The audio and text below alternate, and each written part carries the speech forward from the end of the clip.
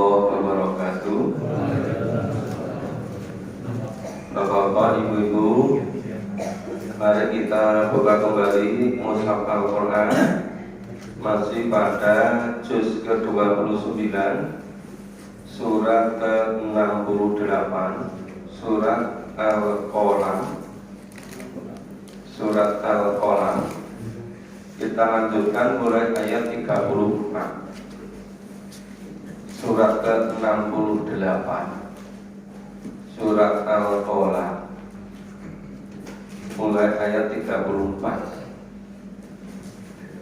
Yang belum bawa Mushaf Al-Quran bisa itu tidak buka ada Al-Quran, bisa juga nyimak, mendengarkan, nanti menirukan. Surat Al-Qalam. Kami baca, Bapak Ibu nyimak, mendengarkan, kemudian menirukan.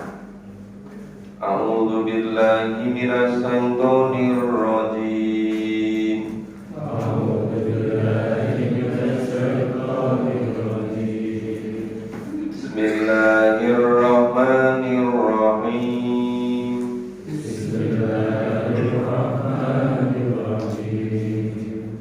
Innalil muttaqina 'inda rabbihim jannatin na'im.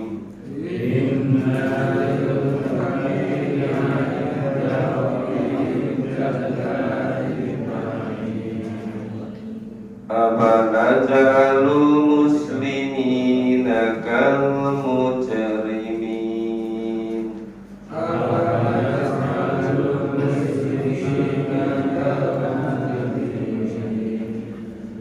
Ma lakum kaifa tahkumun.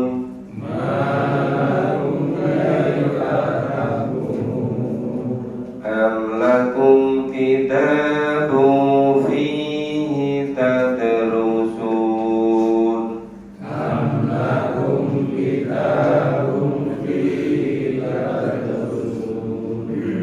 Inna lakum fihi lama takhayyarun.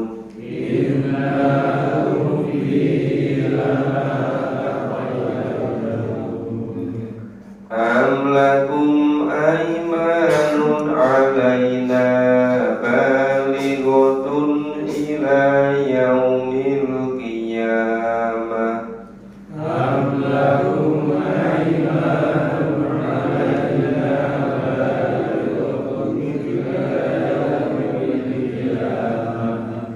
Inna lakum lama tahkumun.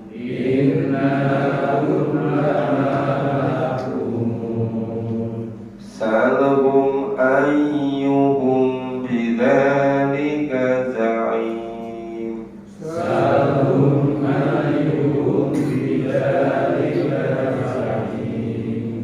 Am lahum syuraka'u falyatu bi syurakaihim.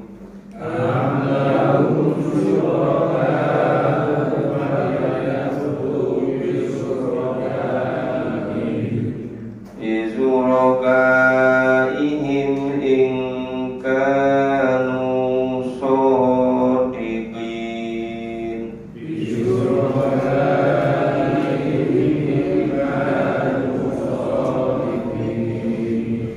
Ya, kita pahami dulu.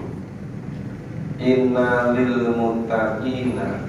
Inna sesungguhnya, li bagi muttaqin, orang-orang yang bertakwa, orang-orang yang hidupnya senantiasa mengamalkan apa yang dituntunkan Allah, melaksanakan yang diperintahkan dan meninggalkan apa yang dilarang. Sesungguhnya bagi orang-orang yang bertakwa, inda rabbihim, inda di sisi rabbihim, Tuhan mereka, artinya disediakan oleh Allah jannatin na'im, jannah surga naim penuh kenikmatan. Jadi bagi orang-orang yang bertakwa disediakan surga yang penuh kenikmatan. Jadi yang disediakan surga itu hanya orang-orang yang beriman, orang-orang yang mukmin. Disebut orang-orang muttaqin itu karena didasari hidup ini karena iman. Setelah iman kemudian amal soleh. Nah, orang yang iman amal soleh disebut dengan orang muttaqin, orang yang bertakwa. Orang-orang yang bertakwa disediakan surga-surga yang penuh kenikmatan. Jadi di surga itu tidak ada yang tidak nikmat. Berbeda dengan di dunia. Kalau di dunia ini setiap ada kenikmatan disertai dengan ketidaknikmatan. Waktu muda dulu makan apa-apa enak, tapi yang dimakan nggak ada. Setelah kerja keras sekian lama, usia 50 tahun, 60 tahun, makanan banyak tersedia. Cuma sudah mulai harus menahan diri. Nah itu dunia gitu. Tapi dunia kan hanya sebentar. Hidup yang sebenarnya adalah di akhirat. Nah, orang yang muttaqin disediakan surga, yang surga penuh kenikmatan. Apana sa'alul muslimina kal mujrimin. Apakah patut jika orang-orang yang muslim itu dianggap sama dengan orang yang pendosa? Mujrim itu hidupnya penuh dengan dosa. Mujrimin para pendosa. Muslimin orang yang hidupnya semata-mata lillah, menyerahkan diri pada Allah. Nah itu apa sama orang yang muslim dengan orang yang mujrim? Banyak orang mengatakan podo wae, sama saja.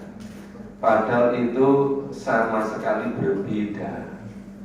Itu bisa perbedaannya bahkan sering bertolak belakang, bertentangan antara orang muslim dengan orang mujrim. Kalau muslim itu selalu berpedoman pada Al-Quran dan Sunnah. Tapi kalau mujrim itu semau nafsunya sendiri, ya, hanya mengikuti nafsunya, kesenangan duniawi, tidak mengenal dosa, tidak mengenal tuntunan. Maunya apa, itu yang diikuti. Itu namanya orang-orang mujrim. Karena orangnya banyak maka jadi mujrimin, maka ternyata para pendosa. Orang itu memberikan pelaku. Karena terus menerus diulang sepanjang hidupnya, maka disebut para pendosa. Nah, apa yang patut dikatakan orang muslim itu sama dengan orang mujrim? Padahal berbeda sama sekali. Malakum kaifatan kumun.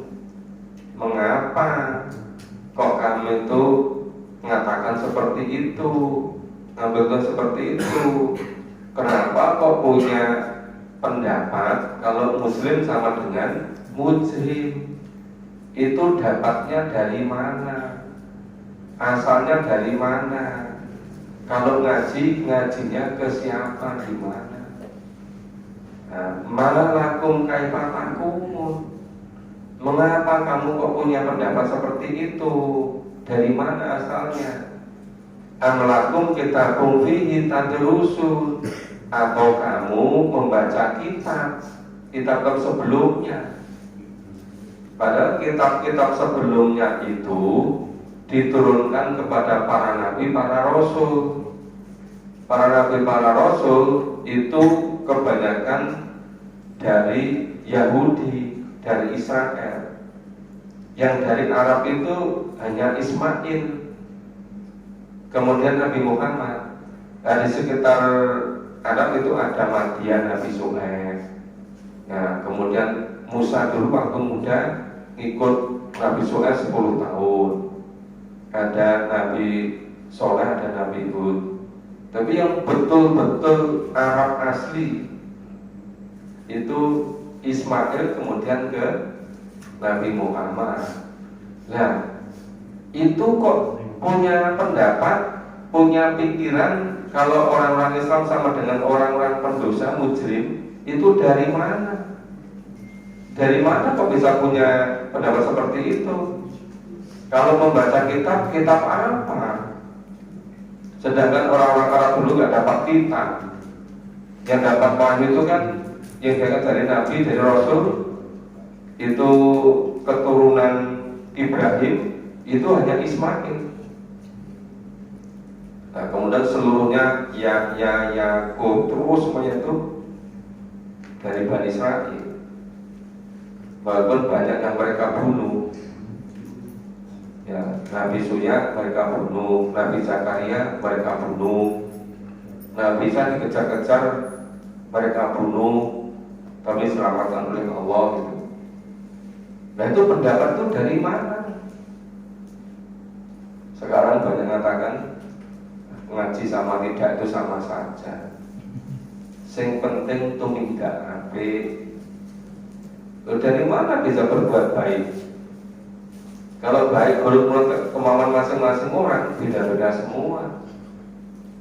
Ya baik itu ya dari Allah. Maka al-haqqu mirabbikum. Kebenaran itu dari Allah. Lah dari Allah itu di mana? Ya di dalam Quran. Maka kalau nggak memahami Quran juga bisa mau berbuat baik. Maka dari mana kok punya pendapat orang Muslim itu sama dengan orang mujrim?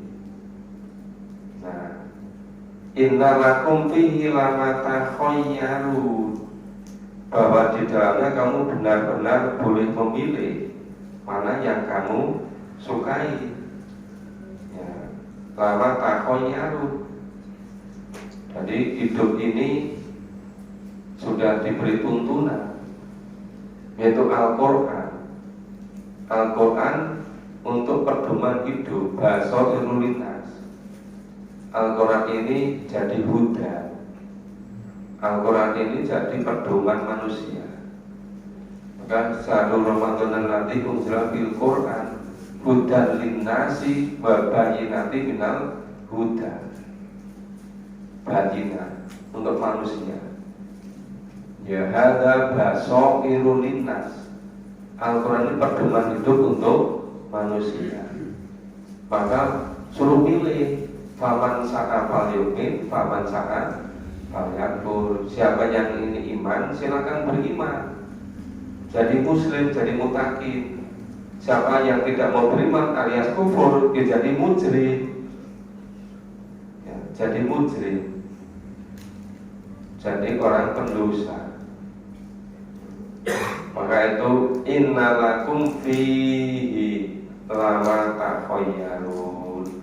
Bahwa di dalamnya itu kamu benar-benar boleh memilih sepenuhnya, pilih yang mana. Cuma semuanya ada konsekuensinya, antara pilihan beriman atau sebaliknya, antara pilihan memahami Quran mengamalkan dengan yang tidak. Itu amlakum aimanun alaina balighatun ila yaumil qiyamah. Apakah kamu itu memperoleh janji-janji yang diperkuat dengan sumpah dari siapa? Dari kami. Nah, yang tetap berlaku sampai hari kiamat. Itu dapat dari mana? Allah mengatakan begitu. Ya. Nah, itu memperoleh janji-janji yang berbuat dengan sumpah dari mengatasnamakan Allah. Dia tetap berlaku ila yaumil qiyamah. Innalakum lama tahkumun. Sesungguhnya kamu benar-benar dapat mengambil keputusan semaumu. Innalakum lama tahkumun. Sesungguhnya kamu boleh pilih semaumu. Nah, sore-sore yang mau ke masjid silakan, yang mau kongko-kongko silakan, pilih gitu. Maka innalakum lama takumun, terserah ambil keputusan yang mana, pilih yang mana gitu. Salhum ayuhum bidzalika za'im, tanyakan pada mereka, siapakah di antara mereka yang bertanggung jawab terhadap keputusan yang diambil itu. Nah, coba tanya itu, apa itu dasarnya keputusan itu. Kalau ambil keputusan milih ini milih itu dasarnya apa? Coba tanyakan pada mereka, siapa di antara mereka yang bertanggung jawab terhadap keputusan itu gitu. Amlahum surakahu falyatu bi surakaihim, atau apakah mereka mempunyai sekutu-sekutu, punya yang disembah selain Allah, punya sembahan-sembahan selain Allah. In kanu shodiqin, maka dalam mereka itu coba sembahan-sembahan itu didatangkan ya, jika mereka orang-orang yang benar. Jadi amlahum surakahu, jika mereka punya sekutu-sekutu selain Allah yang mensyariatkan Allah dengan yang lain, falyatu bi surakaihim, coba datangkan sembahan-sembahan itu semua. Apa sembahan itu dari mempertuhankan nafsunya, nuruti kesenangannya, apa mempertuhankan apa kekayaan, apa kesenangan, apa mempertuhankan pekerjaan. Coba datangkan semua itu. In kanu shodiqin, jika kamu orang-orang yang benar. Jadi itu semuanya ayat 36 sampai ayat 41 itu nyanggah pernyataan yang ayat 35. Ya, apana ja'alul muslimina kal mujrimin. Nah, coba apa patut itu menganggap sama orang muslim dengan orang yang mujrim? Itu dari mana asalnya itu? Kok sampai saya mengatakan oh sama saja, ngaji atau tidak sama saja, Islam atau tidak sama saja, mukmin atau tidak sama saja, takwa atau tidak. Itu dari mana itu? Nah, itu dikejar terus. Ingat loh Bapak Ibu, ayat Quran ini dulu diturunkan periode Mekah. Berarti percakapan antara Rasulullah dengan orang-orang kafir Quraisy, kepala-kepala suku, orang-orang di Mekah dan sekitarnya, yang disanggah oleh Allah melalui Nabi ini. Nah, seperti itu. Sekarang kita baca kelanjutannya. A'udzu billahi minasy syaithanir rajim.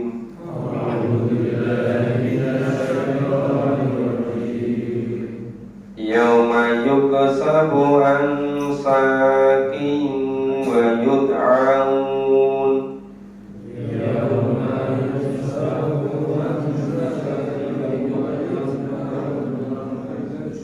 wa yud'auna ila sujudi fala yastati'un,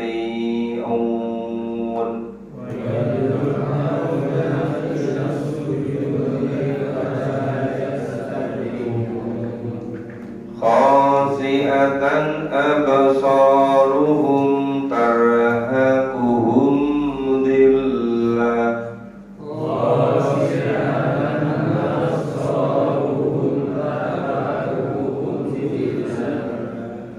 wa qad kanu yud'auna ila sujudi wa hum salimun.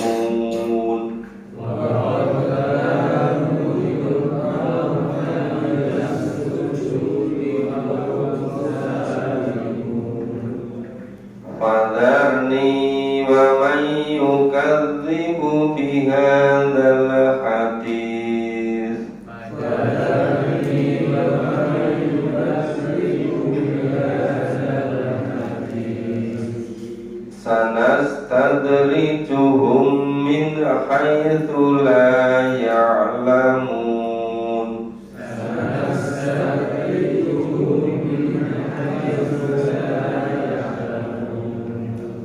Wa umli lahum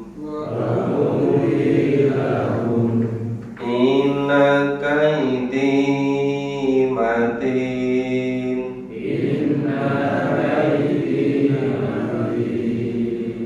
Am tas'aluhum ajran fahum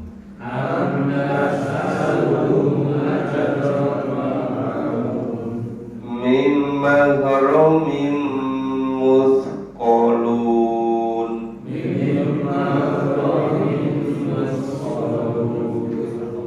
Am indahumul ghaibu fahum yaktubun.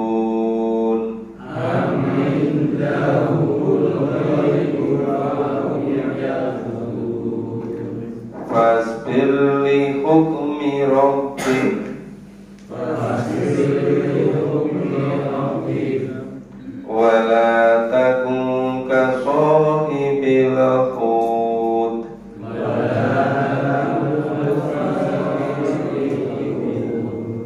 idh nada wa huwa makdhum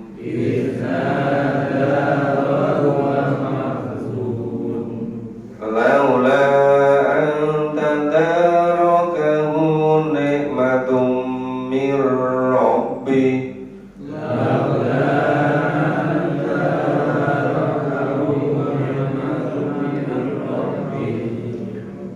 lanu bidza bil ara'i wa huwa madmum.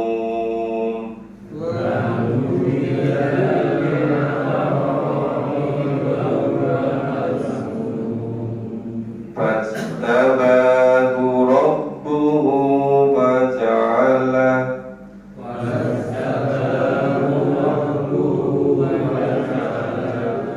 faja'alahu minas sholihin.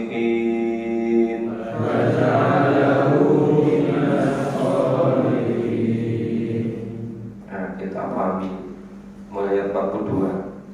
Yauma yuksabu ngansak, pada hari ketika betis disingkapkan, ya, ngansak disingkapkan. Wajud ngauna ila sujud, dan mereka dipanggil, diseru untuk bersujud. Fala yastati'un, mereka tidak bisa bersujud. Maksudnya yauma yuksabu ngansak, pada ketika betis itu disingkapkan. Itu maksudnya ketika terjadi yaumul kiamah, itu saking nervousnya, saking groginya, ya, itu sampai betisnya itu tersingkap. Jadi disingkapnya betis itu menggambarkan keadaan orang yang sedang ketakutan luar biasa. Ya, mereka tidak lari kemanapun, nggak bisa. Terjadi huru-hara demikian rupa, tapi tidak bisa lari kemana-mana. Jadi yauma yuksabu ansan itu menggambarkan situasi kondisi yang sangat kacau, situasi yang sangat mencekam. Nah, kemudian wajud ngauna ila sujud, disuruh untuk bersujud. Fala yastati'un, tidak akan bisa bersujud. Khosi'atan absaruhum tarhaquhum dhillah, pandangan mereka tunduk ke bawah. Khosyi'ah absaruhum, pandangan mereka tunduk ke bawah, ya. Tarhaquhum dhillah, mereka diliputi oleh kehinaan. Pandangan menunduk ke bawah penuh dengan kehinaan. Wakot kanu, sedangkan mereka dulu ketika di dunia yud'auna ila sujud, diperintah diajak untuk bersujud, wahum salimun, walaupun dalam keadaan sehat, dalam keadaan aman, dalam keadaan tentram, keadaan sejahtera, tapi tidak mau. Ketika di dunia diajak sujud, tidak mau. Karena di dunia tidak biasa sujud. Ketika yaumul kiamat diseru, diperintah untuk sujud, nggak bisa.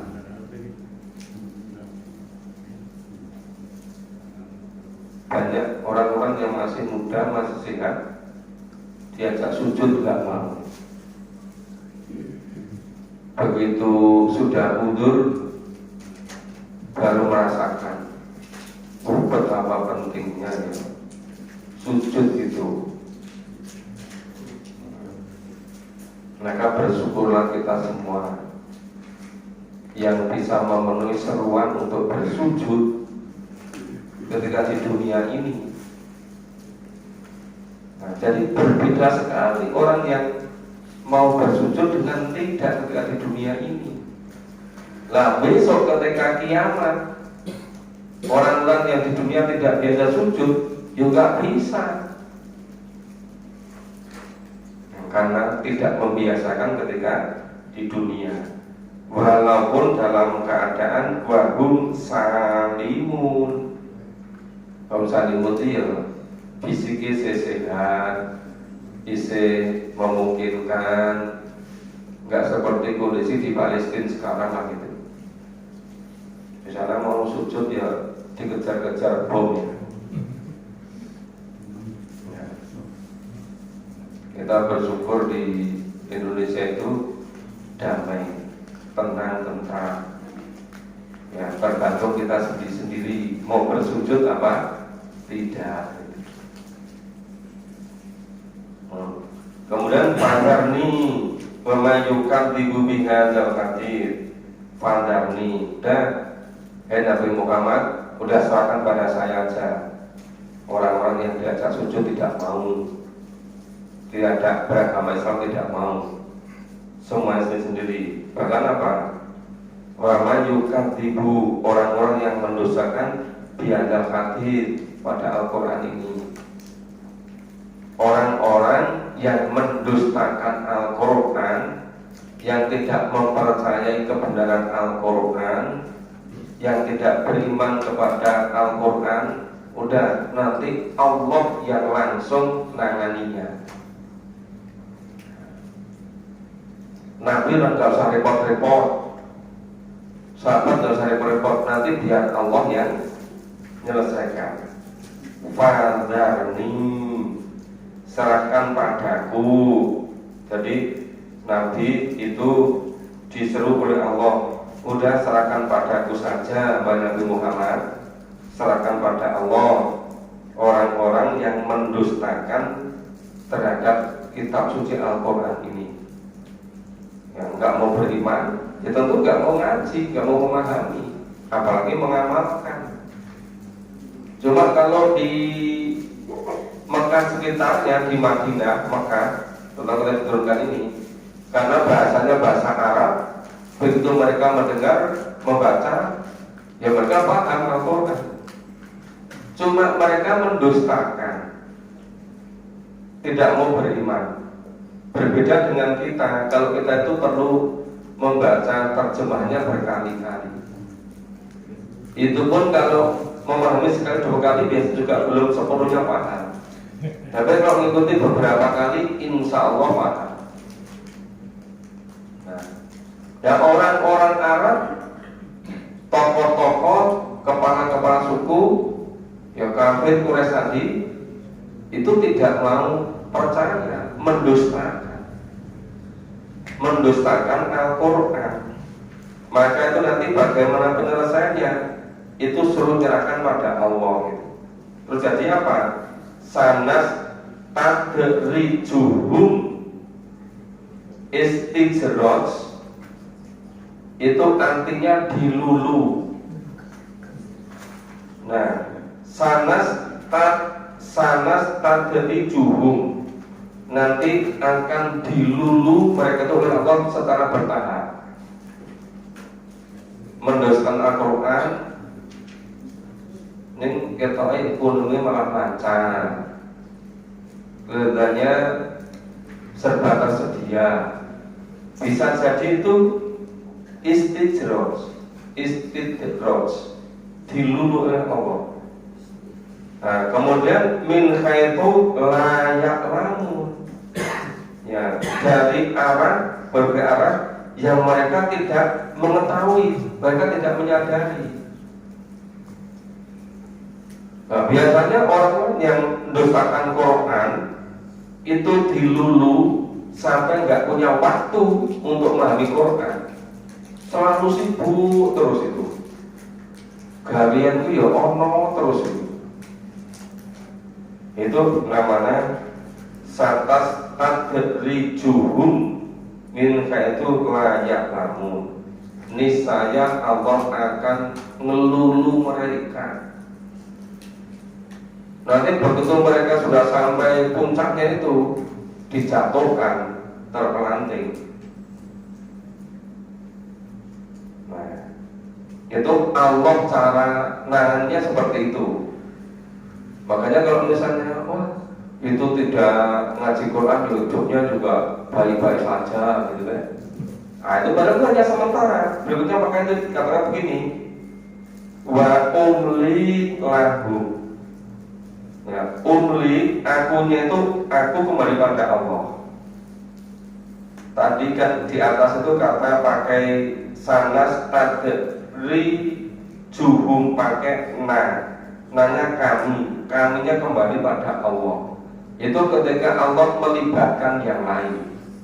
Tapi begitu wa umli lahum, dan aku memberitahu kepada mereka.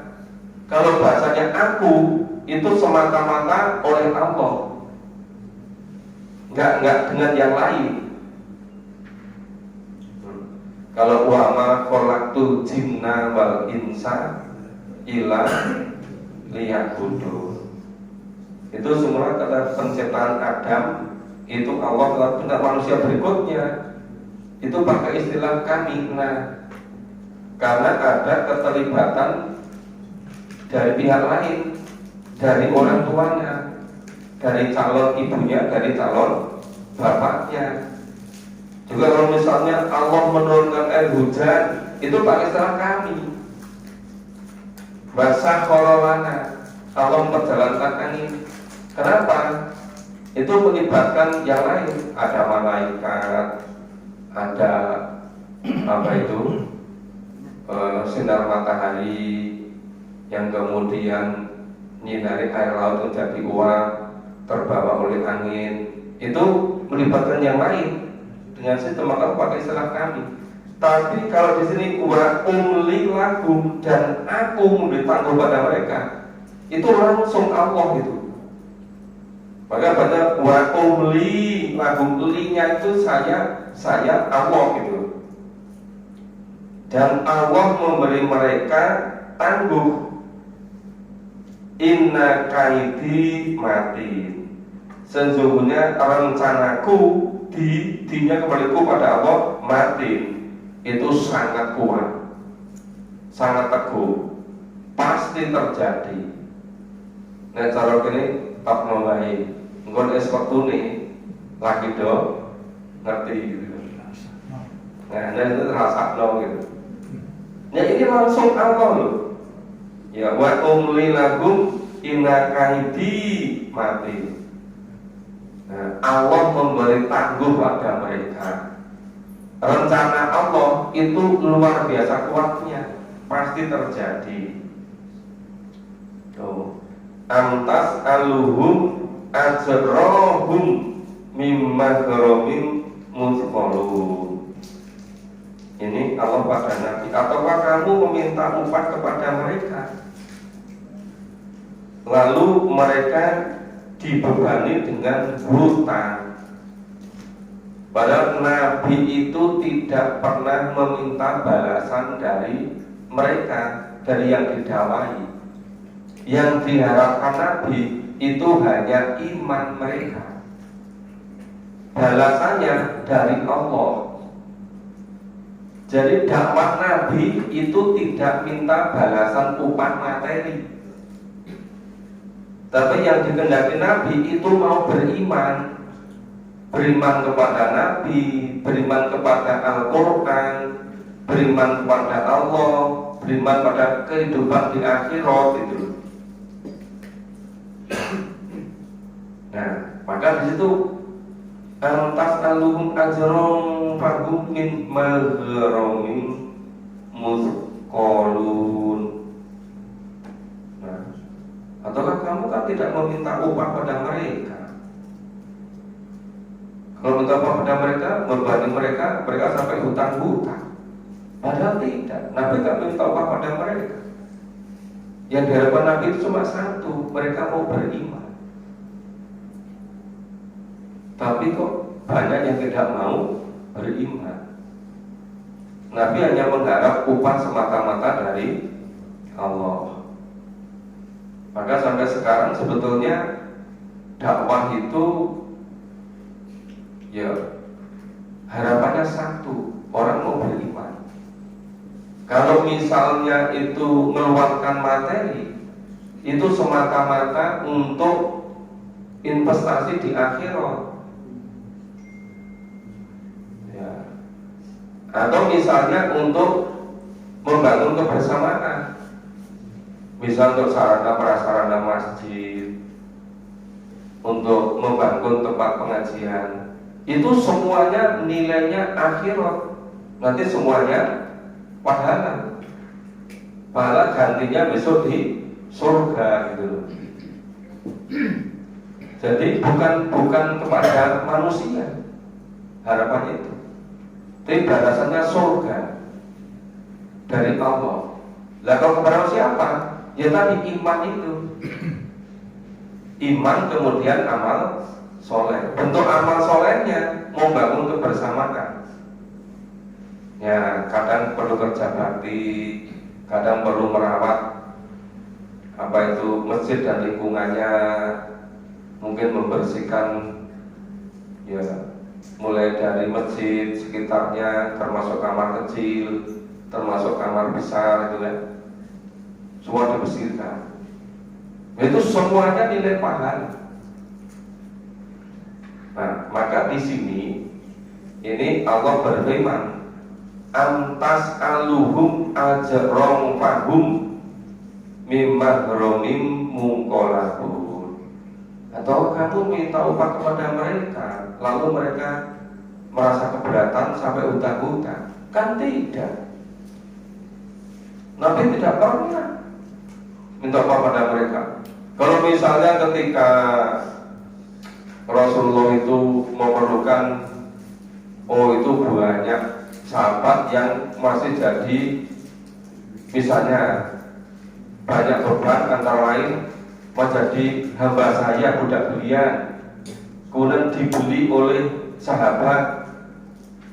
Itu bukan untuk Rasulullah, tapi mengeluarkan sampai misalnya ketika Bilal bin Rabah tahu kalau akan dibeli oleh sahabat Rasulullah, oleh Abu Bakar As-Siddiq, harganya mau dinaikkan berlipat-lipat. Karena orang kafir merasa untung gitu kan. Tapi ya Abu Bakar mau dijual berapapun akan dia beli. Karena saudara muslim gitu loh. Ya. Termasuk ketika ini perlu sarana untuk hijrah, ya semacam mengeluarkan. Tetapi itu semata-mata untuk investasi di akhiratnya. Apalagi ketika baru tahun kedua hijrah terjadi pengkhianatan, kolaborasi antara suku-suku Yahudi bersama orang-orang kafir Quraisy musyrik Mekah, koalisi dengan Yahudi Medina mengkhianati Rasulullah. memerlukan apa ya, model sekarang mungkin akomodasi konsumsi peralatan seluruhnya itu kan, ya logistik, persenjataan, ya mungkin transportasi, ada kuda, ada unta, dan segala macam itu perlu banyak kan. Sampai Abu Bakar melakukan seluruh miliknya itu bukan untuk Rasulullah, itu adalah untuk surga besok gitu loh. Umar bin Khattab juga ikut menyerahkan keseluruhan, tapi diterima oleh Rasulullah separuhnya. Ya, pengusaha-pengusaha yang kaya seperti Utsman bin Affan, Abdurrahman bin Auf, tetapi belum lama di Madinahnya. Ya jadi saudagar pedagang, tapi kekayaan yang ada di Mekah nggak boleh dibawa ke Madinah. Sedangkan di Madinah baru 1,5 tahun, belum betul-betul kaya gitu. Ya, itu sampai ibaratnya ya seluruh pemiliknya dikuras gitu. Tapi semuanya lillah. Tapi yang namanya zakat, infak, sedekah, wakaf itu kan berkembang, bertambah itu loh. Setelah itu, wah, terus sama jadi pengusaha, jadi kaya raya itu. Jika sewaktu berikutnya diperlukan untuk perang ini selalu tersedia. Padahal awalnya sangat berat itu. Nah, makanya di sini ini memang apa ya? Bangun cara hidup ala Allah dan Rasul itu demikian rupa, dari bentuk sistem, tapi harapannya semuanya pada Allah. Jadi kalau misalnya sekarang saya ketemu Bapak Ibu di sini bersama dengan Al-Quran, yang saya harapkan ayo kita sama-sama beriman, ayo kita bangun kebersamaan. Kemudian kalau misalnya infak, sedekah, kemudian untuk pelaksanaan ini pengajian, kemudian untuk barang-barang untuk bangun tempat pengajian, itu sebenarnya bukan untuk saya, tapi untuk Bapak Ibu semua, untuk semuanya, untuk di surga besok gitu. Nah, cuma jalannya melalui untuk sarana prasarana itu supaya lebih kondusif, supaya lebih memungkinkan. Maka itu dari ayat amtas aluhum ajrong fahum min maghramim mungqalabu muzqalun ama indahumul ghaibu fahum yaktubun. Ataukah ada pada mereka ilmu tentang yang gaib. Nah, fahum yaktubun, kemudian mereka tulis. Itu juga dari mana kalau ada ilmu yang gaib kemudian mereka tulis? Ya, aneh juga. Tentu gak akan terjadi gitu. Karena fasbir li hukmi rabbika wala takun kasodibil hud, maka bersabarlah kamu, hai Nabi Muhammad dan para sahabat, terhadap ketetapan Tuhanmu, dan janganlah kamu seperti orang Hud. Ya, orang Hud itu Nabi Yunus. Ya, idna ada bahwa makdum, mereka itu di sisi Nabi Yunus tadi itu berdoa ketika berada pada perut ikan hiu, berdoa, tapi bahwa makdum. Nah, sedangkan dia itu marah. Marahnya kenapa? Karena Allah mengutus Nabi Yunus ke suatu negeri, yang di negeri itu diajak iman tidak mau, malah memusuhi Nabi Yunus. Nabi Yunus merasa sudah nggak kuat, karena nggak kuat kemudian lari naik kapal. Ternyata kapalnya penuh, diundi 3 kali selalu keluar nama dia yang harus keluar dari kapal. Akhirnya ditelan oleh ikan. Jadi ada ikan yang panjangnya 20-an meter, itu bisa menelan ikan yang lain yang kecil yang panjangnya 3 meter.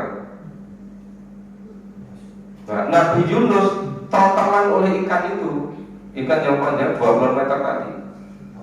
Di dalam perut ikan itu berdoa, tapi berdoanya sambil marah-marah dia. Mereka, seandainya kamu di negeri itu mau diajak beriman, tentu dia gak akan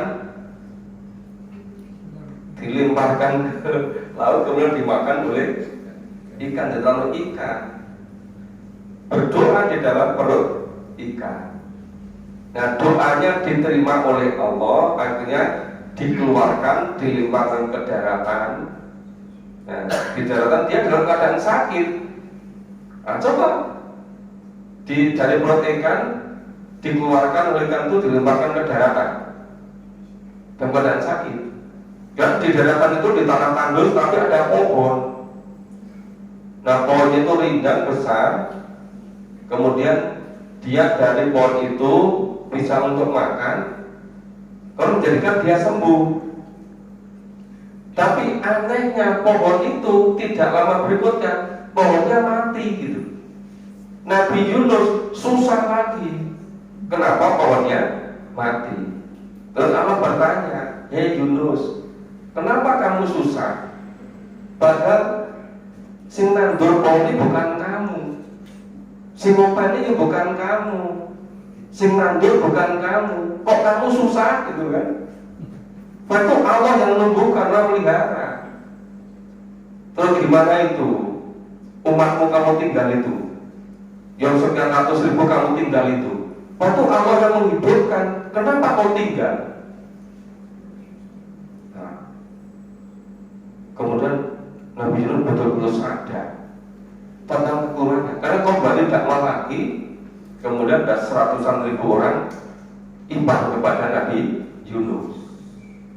Jadi tidak boleh hanya berdakwah itu apa itu terus gampang mutung dulu, nggak boleh.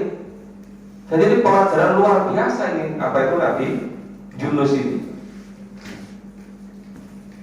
Nggak boleh dakwah dia jadwal klemis kapok gitu, nggak boleh begitu, nggak boleh mutung, harus betul-betul lillah, betul-betul sabar. Ini jadi ayat 48 ini. Ini betul-betul harus kita jadikan apa itu, ambil hikmahnya. Ya. Lala antadarokahu nikmatu min rabbi. Kalau sekiranya itu tidak segera dapat nikmat dari Tuhanmu, nah kalau nggak segera dapat nikmat dari Tuhanmu, min rabbi, lanu bida bil aroi wa huwa madmum. Nah, tentu benar-benar akan dicampakkan ke tanah tandus dalam keadaan madmum, tercela. Tapi untung Allah mengabulkan doanya, dikeluarkan dari perut ikan hiu, dilempar ke daratan di tanah tandus, tapi ada pohon yang indah. Ibaratnya pohonnya itu ketika buahnya itu dimakan oleh Yunus menjadi sembuh sakitnya. Tapi nggak berapa lama kok pohonnya mati. Nabi Yunus jadi susah, gelo. Loh, Allah bilang, kenapa kamu susah? Pohon yang nanam juga bukan kamu, kok kamu yang susah gitu kan? Terus gimana itu orang-orang ratusan ribu yang kamu tinggal itu? Kenapa kau tinggal gitu kan?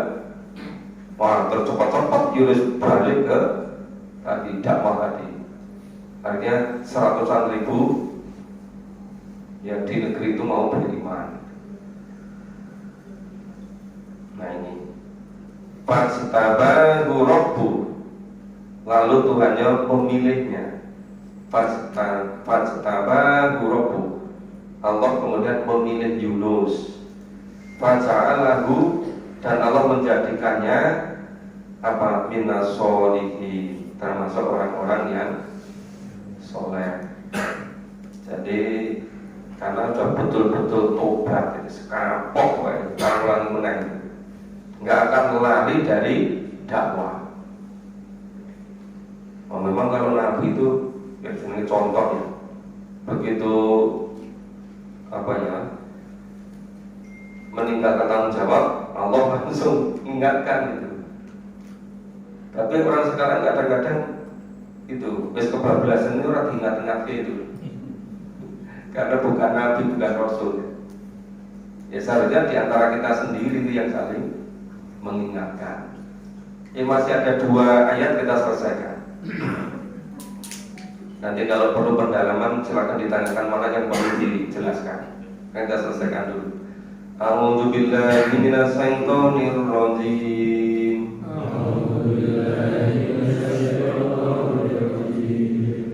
Wa iyyakatul ladzina kafaru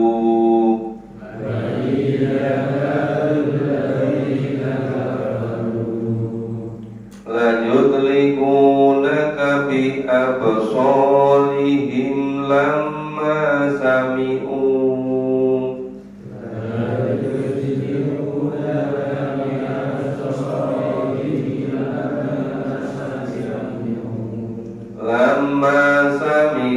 dzikra wa yaqulun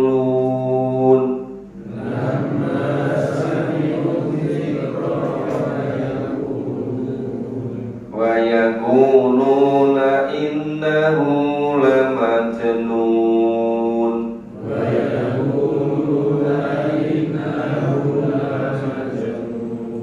wa ma huwa illa dzikrun lil alamin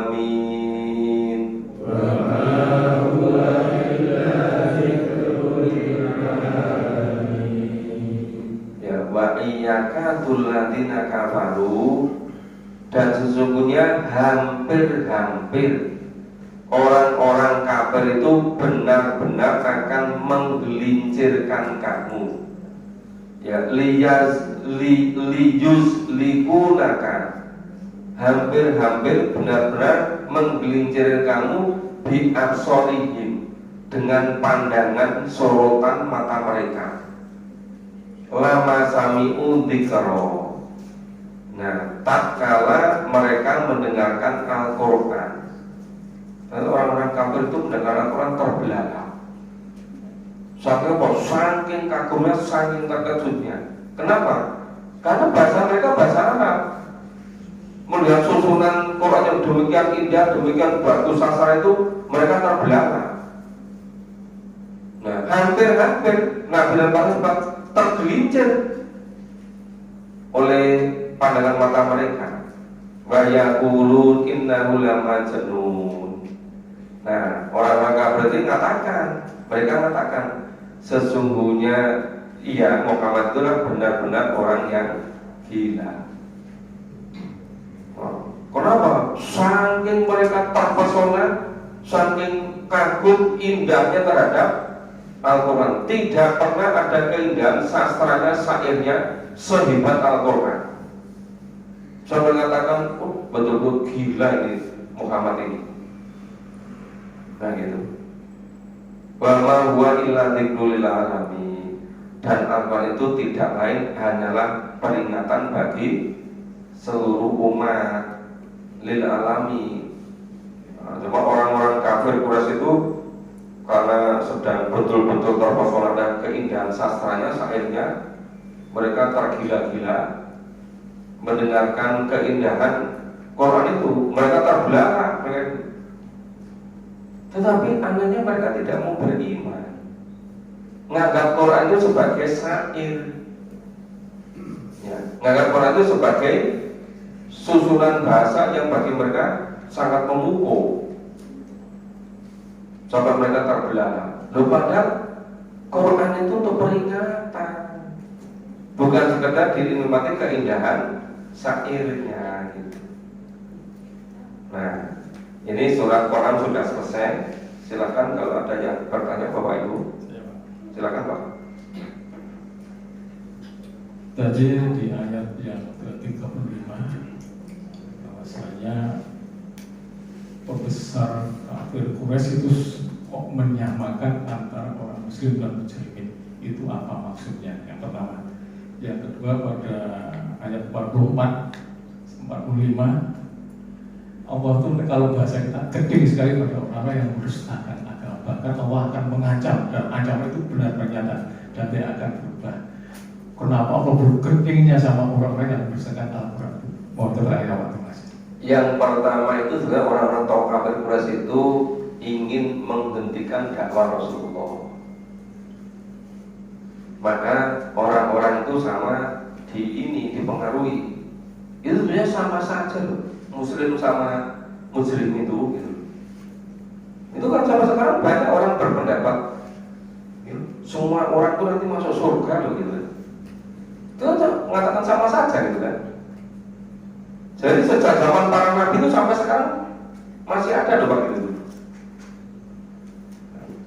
Akhirnya sama saja. Saya memahami Quran sama tidak. Itu dasarnya apa katakan begitu? Sama sekali nggak ada kebenarannya gitu.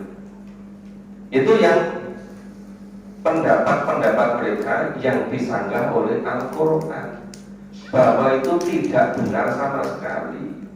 Namanya Muslim dengan Mujrim itu betul-betul berbeda, tidak bisa dianggap sama gitu.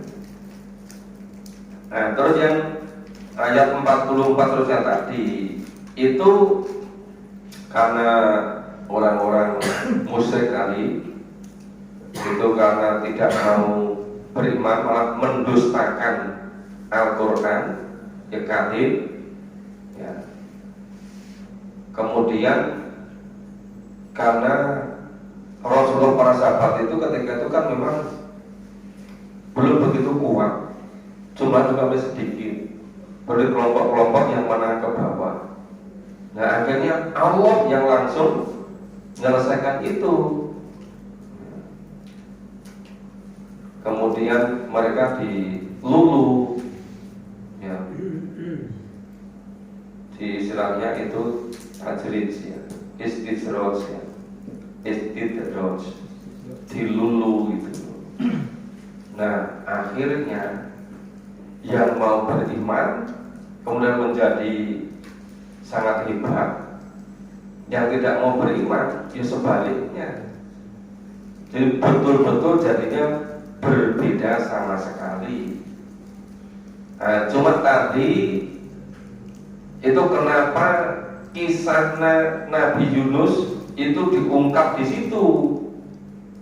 Itu supaya Nabi dan para sahabat itu teguh keimanannya, ya, itu harus betul tabah, betul ulet, tidak boleh putus asa, tidak boleh meninggalkan dakwah. Seharusnya ayat seperti ini harus sering-sering juga dipahami, diungkap, sehingga jangan mudah-mudah putus asa, jangan mudah-mudah meninggalkan dakwah gitu loh. Karena Nabi Yunus itu begitu meninggalkan dakwah langsung dimelaki oleh Allah gitu loh. Kemudian segera bertobat, kemudian kembali kepada kaumnya. Kemudian ada 100.000 yang beriman, yang mengikuti imannya Nabi Yunus itu. Jadi sebenarnya di situ itu kekuatan keteguhan pada keyakinan, ya, ketabahan, kesabaran, kesungguhan itu yang perlu diambil hikmah. Secara singkat begitu. Yang terakhir Pak, Menurut. di ayat 47 yaitu menyatakan bahwa mereka yang tauhid lalu mereka menuliskan apakah ini yang terjadi pada masa ini. Banyak orang yang casingnya itu kiai, jadi isinya itu pun apakah itu yang dimaksud Pak? Kan waktu minggu malam kemarin, ya sebelumnya ya ketika menjelaskan surat Al-Kahfi, itu kan orang-orang kafir Quraisy ketika mau menghentikan dakwah Rasulullah tanya kepada tokoh-tokoh Yahudi di Madinah. Salah satunya, coba tanyakan pada Muhammad tentang ruh, tentang yang gaib. Kalau dia menjawab, pasti dia bukan nabi. Tapi kalau dia diam nggak menjawab, menafsirkan pasti itu nabi. Ya. Karena wayas alukan anir ruh, ruh mengambil robi. Mereka bertanya tentang ruh, tentang yang goib gitu loh. Yang hanya Allah yang ngerti yang goib. Loh ini kok orang-orang kafir Quraisy kok kayak orang ngerti asal goib loh. Padahal Nabi aja tidak ngerti. Disebutkan pada kitab-kitab yang diturunkan pada para rasul Yahudi dulu. Mereka ngerti persis bahwa yang tahu yang baik itu hanya Allah. Yang tentang ruh, nyawa manusia saja, yang bersama manusia, itu yang tahu hanya Allah. Apalagi hal yang wajib masalah surga, neraka, masalah kehidupan di akhirat, ya tanpa dijelaskan oleh Allah, itu nggak ngerti. Orang-orang sekarang itu kan ngiro-ngiro dewi, ketoknya tentang kuburan itu begini-begini, ketoknya itu loh, kayaknya gitu loh. Bapak itu masalah goib, selama tidak dijelaskan dalam Quran, ya, kemudian saya oleh Khadijah Soke nggak boleh diyakini, kan dipastikan nggak sesuai, karena hanya Allah yang tahu hal yang goib. Nabi tahu karena diberitahu oleh Allah, kita tahu karena memahami Quran. Oh nanti ketika masa ajal begini, di alam kubur begini, di alam begini, kan nggak disebut dalam Al-Quran. Kalau nggak disebut dalam Al-Quran kita nggak ngerti. Nah makanya apalagi orang-orang kafir, orang musyrik yang nggak ngerti. Tapi dari mana mereka tuh ngira-ngira itu? Yang mau kayak gitu. Itu begitu Pak. Masih ada silakan.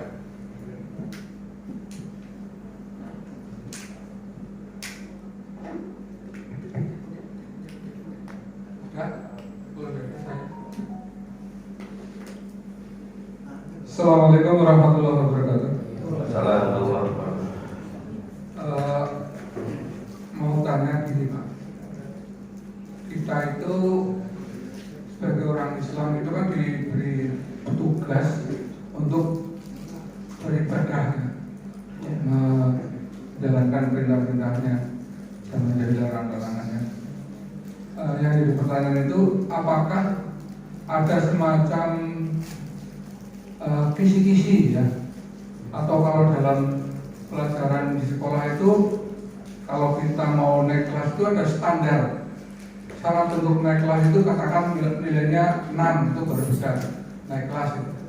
Nah, untuk dapat mencapai nilai minimal dapat masuk ke dalam surga Allah itu, apakah dijelaskan dalam Al-Quran atau dalam hadis itu apa saja? Misalkan masing-masing orang kan beda-beda nih tingkat dalam amalnya. Mungkin ada yang satu hari satu malam ibadahnya jamaah terus di masjid, sholat lima waktunya, tapi ada yang cuma ambil maghrib atau mungkin ambil isya atau subuh, atau bahkan sholatnya cukup di rumah. Itu hal-hal seperti itu apakah dijelaskan dalam Al-Quran atau hadis itu?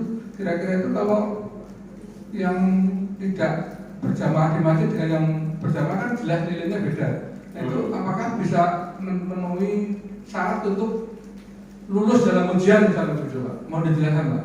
Ya, semuanya itu dijelaskan dalam Al-Quran dan pengamalannya dicontohkan Rasulullah di dalam sunnah atau hadis. Jadi kenapa Allah dikatakan pedoman hidup, Allah dikatakan petunjuk hidup? Karena menjelaskan itu semua. Makanya kan kenapa selama 13 tahun di Madinah itu semuanya tentang keimanan. Karena tanpa ada iman, orang tidak akan bisa beribadah dengan sungguh-sungguh. Nah, ibadah itu ada yang ibadah mandor, seperti misalnya sholat, zakat, haji, itu mandor. Tapi ibadah pengertian seluruh hidupnya itu, nah, itu ibadah yang secara totalitas. Nah, sholat misalnya, itu sholu kama ra'aitu muni usolli. Kemudian ada sahabat yang tanya pada Rasulullah, ya Rasulullah, kalau dipermudah begini ringkasnya, saya itu rumahnya jauh, perjalanan dari rumah sampai ke masjid itu berwaktu sekian lama, dan ini nggak memungkinkan gini gitu. Bahkan ada yang ya tidak sempurna indranya gitu. Mohon izin pada Rasul tidak usah ke masjid itu kan. Ya, Rasulullah tanya, kamu dengar adzan enggak? Dengar. Udah dengar ya harus ke masjid gitu. Nah, itu masjid zaman Nabi itu fungsinya ya selain untuk sholat, untuk ibadah, itu untuk menyelesaikan segala urusan itu ada di masjid. Jadi misalnya ketika sholat, apalagi sholat Jumat, itu orang di masjid itu bisa menyelesaikan segala urusan, diselesaikan di masjid. Jadi benar-benar sekarang melebihi ke jadi kantor gitu loh. Kantor tempat penyelesaian masalah. Jadi kesulitan sahabat dari jauh-jauh itu diselesaikan di masjid. Ya, sahabat-sahabat yang tidak memiliki kemampuan tempat itu dibuatkan ya kamar-kamar di sekitar masjid, namanya sufa. Lawan yang di situ namanya ashabus sufa. Jadi nggak sampai keleleran, nggak punya tempat itu. Nah, sekarang banyak kan negara superpower dunia kaya raya, tapi banyak yang keleleran, nggak mampu beli rumah kan. Pada zaman dulu itu dijamin, dibuatkan tempat itu. Kembali ke tadi, itu kriteria dikatakan apa? Sebetulnya yang menjadi tolok ukur itu keimanan seseorang. Nah, kalau imannya itu kuat, dia imannya itu selalu mendorong dia untuk selalu bersama Rasulullah. Makanya kenapa dulu banyak sahabat-sahabat yang tidak mau pergi lama-lama jauh-jauh dari Rasulullah, karena khawatir nanti Rasul terima wahyu dia nggak mendapatkan. Maka orang-orang baru mana-mana itu kan disebutkan tuh, misalnya orang-orang asing itu ikut ngaji sama Rasulullah, begitu dengarkan kembali ke umatnya, kemudian ngajari mereka satu suku bersama-sama menyatakan keislaman gitu kan. Nah, itu terus terjadi seperti itu. Makanya ketika Rasulullah sudah wafat, sahabat itu mencang ke seluruh penjuru dunia ini menyampaikan dakwah itu, karena merasa ini sudah cukup bekalnya gitu. Rasulullah sudah wafat, tidak terima wahyu lagi gitu. Itu menyebar ke seluruh dunia. Nah, sekarang ruh atau jiwa kebersamaan itu sudah hilang Pak. Saya itu merasa kalau tidak bersama di masjid itu merasa nggak kurang apa-apa gitu loh. Orang merasa ke masjid juga nggak dapat penyelesaian apa-apa gitu. Jadi sekarang muncul kan seperti masjidnya Ustaz Muhammad Sajid yang di Sukokalian, terus ada lagi yang di Sragen, yang di Jawa Timur katanya wakaf sampai 300 hektar. Di mana itu? Blitar, Tulungagung atau mana? Kayak sampai sudah operasionalnya aja per bulannya bisa 300 juta. Lahannya semua sekian puluh hektar, ditambah jadi 300 hektar. Katanya SPBU-nya 12 tempat diwakafkan untuk masjid itu. Ya memang pengusaha banyak punya pabrik perusahaan internasional. Nah, sehingga nanti kalau muncul keyakinan bahwa kita itu baru bisa bersama-sama menyelesaikan masalah kalau kita membangun kebersamaan. Ya pusatnya di masjid. Kalau dulu, nah sekarang seakan-akan masjid hanya untuk tempat sholat, tidak memahami Quran juga banyak yang anu gitu, belum begitu sungguh-sungguh itu kan. Jadi sudah sekian ratus tahun orang Islam kehilangan roh, kehilangan jiwa, spirit kebersamaan itu, Pak. Ya makanya ini yang bisa kembalikan apa? Ya ayat-ayat Makkiyah, Pak. Surat-surat Makkiyah yang sudah dididikkan Rasulullah selama 13 tahun di Mekah. Itu kalau kita baca terus, nanti akan ada spirit baru lagi. Ada kekuatan iman. Ya memang perpakkulan kalau belajar 13 tahun, kita baru setengah tahun muslim rampung-rampung ya gitu. Ya rampungnya itu kalau ajal udah datang. Kalau ajal datang baru selesai. Setelah ajal datang enggak selesai. Jadi seringkali orang beragama Islam itu seperti organisasi itu loh Pak, pakai training apa dan rampung gitu loh.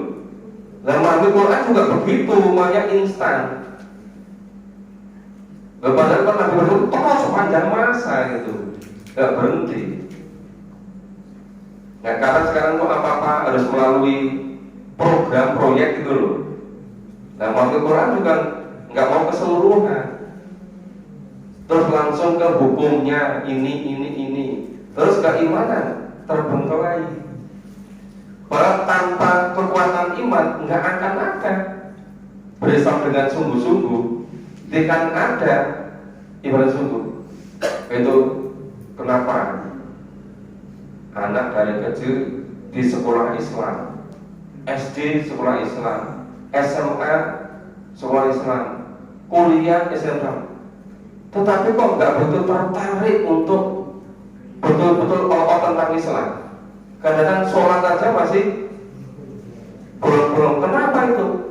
Karena di lembaga protokol kita itu nggak betul-betul dari keimanannya Pak. Dari kecil-kecil udah langsung ibadah mado, langsung ke fikih gitu loh. Itu kan ibaratnya pohon itu langsung pohonnya, batangnya, tanpa akarnya dulu. Nah kan nggak mungkin pohon bisa tumbuh kembang tanpa akarnya gitu. Karena nggak mulai itu ngeluh itu. Gimana ya anak saya itu udah dari kecil sekolah Islam 12 tahun dalam Islam, kok ibadahnya sulit sekali. Apa-apanya akhlaknya itu kan. Ya, karena tidak mungkin ada akhlak kecuali ibadahnya beres. Tidak mungkin ibadah beres kecuali akidahnya kuat. Nah, mana Bang Bela itu langsung ibadahnya belum ke akidahnya, keimanannya. Karena cuma itu tadi, cuma dibikin program sebentar selesai begitu. Pendidikan zaman Rasulullah enggak begitu tuntas betul gitu loh. Nah ketika kita memulai begitu, kan banyak yang itu tidak begitu bisa menerima. Masa sih memahami Quran keseluruhan itu rampungnya kapan gitu. Kemudian kesel. Nah gimana? Hidup 70 tahun nggak capek, memahami Quran 3 tahun capek.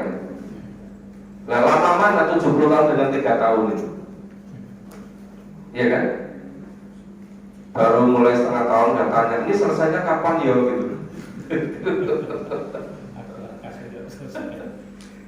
Sudah Pak ya setengah 9. Insya Allah kita lanjutkan ya berikutnya. Ya, jadi ini setelah sudah selesai, misalnya akan datang surat Al-Kahf ada di sini. Kalau Bapak Ibu berkenan, silakan terus gabung. Dan setiap malam, setiap pagi ada pemahaman Quran. Dan tempatnya dekat-dekat, tidak harus sampai ke Eropa, sampai ke Amerika, perlu waktu berbulan-bulan. Enggak, cuma paling 5 menit sebelum sudah nyampe tempat. Terima kasih semuanya, semoga bermanfaat. Assalamualaikum warahmatullahi wabarakatuh. Mengenai Bapak Ibu dan keluarga kami, kajian Garunikol, Mungkin bersama-sama mengerti inti dan bisa memahami dan selalu akan amalkan. publik, ada masyarakat, orang sama sami, Bapak Ibu saya publik. Kadang jangkepi supados pemahaman Quran itu laku cepet jadi kalau papan-papan yang sakit kita rawuh jadi wonten Majelis Taqwa, jadi wonten Pertamina, kalau dari ku langsung wonten dari pun Pati sudah pedalaman. Tapi menikah dipun damel jus pun berbeda. Terus kita dalam 1 minggu itu bisa jus yang berbeda sehingga kita melangkah lebih cepat. Nek urut pada wonten Masjid Al-Quran, moga beliau sakit pun bagi bapak yang bagi nyepetaken lagi pemahaman. Beri mengatakan Bapak Ibu dan Brasa Kuloy, tumampai nanti coro poro mati usaha sampun tumampak dan dikaraja tumampai ini. Prabilo pengasaran kalau yang pantuk moga kaca terpengkasih kekuasaan tak berputar. Alhamdulillah. Saya belum berikan dengan pangkutan dari bagian. Assalamualaikum warahmatullahi wabarakatuh.